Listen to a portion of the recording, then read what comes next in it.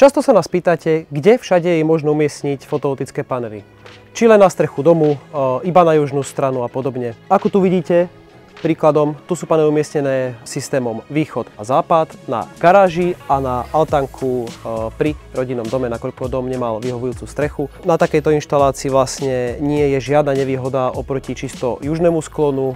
Výroba za jeden deň v rovnakom počte panelov je s južnou orientáciou totožná. Dovolím si tvrdiť, že orientácia východ-západ je o to výhodnejšia, že vlastne ten výkon tie panely produkujú skorej ráno a končia s tou produkciou neskorej večer a teda celý výkon výroby je do dňa lepšie rozložený. Pokiaľ teda vo svojom objekte máte vyhovujúce strechy, kľudne aj mimo domu, či už humno, garáž, kôľňu, prípadne prístavbu, nebojte sa nás s týmto kontaktovať, vieme to odborne posúdiť a navrhnúť vám možné riešenie. Pre viac informácií sledujte naše sociálne siete.